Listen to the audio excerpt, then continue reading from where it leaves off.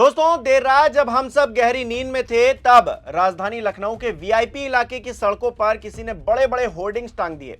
जब सुबह इन होर्डिंग्स को लोगों ने देखा तो हड़कंप मच गया, क्योंकि इसमें कुछ ऐसी बातें लिखी थी कि बंगाल तक सियासी हड़कंप होना तय था। सबसे पहले होर्डिंग्स देखिए क्या लिखा हुआ है। विश्व हिंदू रक्षा परिषद की तरफ से 10 फरवरी को पश्चिम बंगाल के मुर्शिदाबाद जाने का ऐलान इन होर्डिंग्स के जरिए किया गया है। होर्डिंग्स पर लिखा है, हुमायूं हम आएंगे, बाबरी फिर से गिराएंगे, बटोगे तो कटोगे। बटोगे तो कटोगे किसका नारा है आप जानते ही हैं। हिंदुओं की विरोधी सरकार में इस बार होगा मुर्शिदाबाद में नई बाबरी पर आर पार। होर्डिंग्स पर 10 फरवरी को मुर्शिदाबाद चलने की अपील भी की गई है। लखनऊ के 1090 चौराहे से लेकर गोमती नगर के बीच इस तरह के 5 होर्डिंग्स रातों रात लगवाए गए, जिसमें एक तरफ भगवान श्री राम और विश्व हिंदू रक्षा परिषद के अध्यक्ष गोपाल राय की तस्वीर है, तो दूसरी तरफ ममता बनर्जी और विधायक हुमायूं कबीर की तस्वीर है।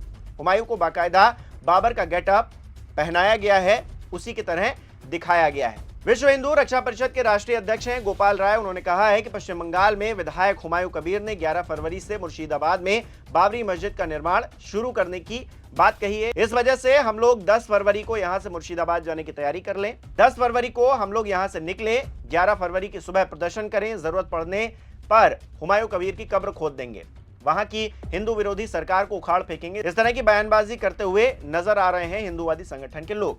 वहीं दूसरी तरफ होर्डिंग लगने के बाद पुलिस प्रशासन भी अलर्ट हो गया है। पुलिस ने संवेदनशील क्षेत्रों में निगरानी बढ़ाने का दावा किया है। सवाल यह है कि बंगाल के बाद यूपी में चुनाव होने, क्या इसे सियासी माहौल बनाने वाले कदम के तौर पर नहीं देखा जाना चाहिए? अगर बंगाल में कोई मस्जिद बन रही है तो किससे क्या फर्क पड़ रहा है? हुमायूं का दावा है कि कोर्ट का आदेश अगर हो गया तो फिर मस्जिद का नाम बदल देंगे। तो क्या जानबूझकर इस मामले को गर्म किया जा रहा है क्योंकि चुनाव है? दोस्तों, आज सत्ता की आंखों में आंखें डालकर पत्रकारिता करना मुश्किल हो गया है। हम पर मुकदमों से लेकर चैनल को बंद कराने तक का दबाव बनाया जा रहा है। मुश्किल दौर है, लेकिन हम हार नहीं मानेंगे। इसीलिए 4 PM को ज्यादा से ज्यादा ज्वाइन करें और स्वतंत्र पत्रकारिता को जिंदा रखने के लिए जितना हो सके हमारा आर्थिक सहयोग करें।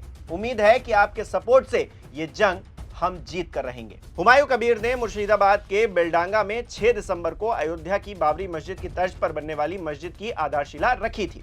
इस दौरान नाराए तकबीर, अल्लाहू अकबर के नारे लगाए गए। कार्यक्रम में 2 लाख से ज्यादा लोगों की भीड़ जुटी। हुमायूं कबीर ने 25 नवंबर को कहा कि वो 6 दिसंबर को अयोध्या में बाबरी ढांचे के विध्वंस के 33 साल पूरे होने पर बाबरी मस्जिद की आधारशिला रखेंगे। इसके बाद टीएमसी ने 4 दिसंबर को हुमायूं कबीर को पार्टी से सस्पेंड कर दिया। कोलकाता मेयर फिरहाद हकीम ने कहा कि पार्टी सांप्रदायिक राजनीति में विश्वास नहीं करती है। पार्टी एक्शन पर हुमायूं कबीर ने कह दिया कि बाबरी मस्जिद वाले बयान पर वो कायम है। 22 दिसंबर को नई पार्टी की घोषणा करेंगे, 135 सीटों पर उम्मीदवार उतारेंगे और भारतीय जनता पार्टी और टीएमसी दोनों के खिलाफ चुनाव लड़ेंगे। टीएमसी नेता शंकर घोष कह चुके हैं कि राम मंदिर को मस्जिद के जवाब के तौर पर नहीं देखा जाना चाहिए। मंदिर संस्कृति का हिस्सा है, जबकि बाबरी मस्जिद का एक खराब इतिहास रहा है। ये बंगाल में कैसे बन सकती है? कुल मिलाकर सियासी उबाल के बीच एक पोस्टर ने आग में घी डालने का काम किया। आप इस पोस्टर को किस तरह से देख रहे हैं, कमेंट करके जरूर बताइएगा। इस वीडियो को लाइक करना, शेयर करना मत भूलिएगा। हमारे चैनल को सब्सक्राइब नहीं किया तो वो भी जरूर कीजिएगा। आप हमें सहयोग भी कर सकते हैं ज्वाइन बटन पर क्लिक करके। बहुत बहुत धन्यवाद।